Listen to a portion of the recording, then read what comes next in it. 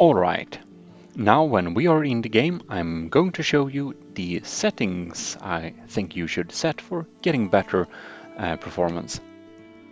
So, of course, we just go into settings here and we click graphics, and you can just turn everything to low and uncheck everything. And this will give you your maximum performance for the in-game settings.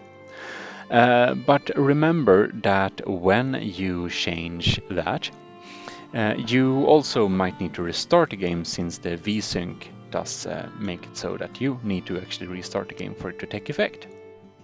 Now, let's just go through these little settings a little bit. Now, vegetation quality I would definitely keep to low.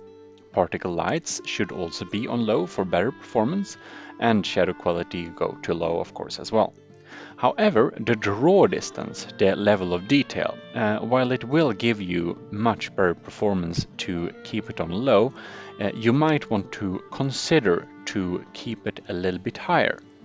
It's namely so that if you're hunting animals or something like that, the draw distance for the animals will be a little bit too low as well, so you'll actually have a problem seeing them. Yeah, so I wouldn't keep this below medium, probably high. If you can have it on high on low-end systems, do it. All right, so here we have the settings. Bloom looks pretty nice, but it has a small performance impact. For most people, I think that bloom should probably not affect your performance that much. SSAO, it does so that the game looks less flat with shadows and such, but it does also affect the performance quite a lot, so uncheck that. Sunshafts make the game look very beautiful with the lighting effects in this game, and it doesn't have that bad performance impact from my experience, so I would check that. Motion blur is, well, motion blur. I don't know why anyone uses it. Tessellation makes things look more 3D that aren't 3D by a very cool effect, and it doesn't tax the performance so much, so I would keep it. Soft particles, I'd say you don't need this. Because, well, it makes the particle clouds and smoke and stuff look a little bit better, but it's not that important. Now, depth of field, definitely uncheck this. It impacts the performance a lot while just making the game harder to play. Anti-aliasing, it makes jagged edges look more smooth, but with a game with this type of graphic, I don't know why you want this. So I would uncheck this, because it does tax the performance a little bit as well.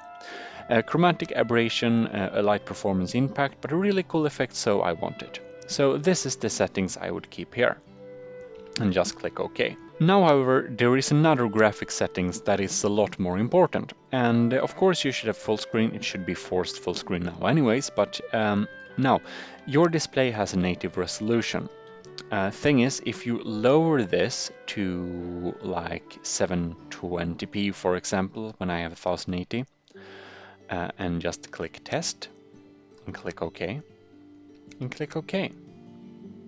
Well, the performance impact is pretty huge, so if you can suffer having a low resolution and play it on that, I would recommend you to do so, because, well, you'll get a pretty big performance improvement. Yeah, so that's basically that. Also, a fun fact about my character. I've named this female character Gunhild, and the name Gunhild is a very suitable name for a warrior Viking.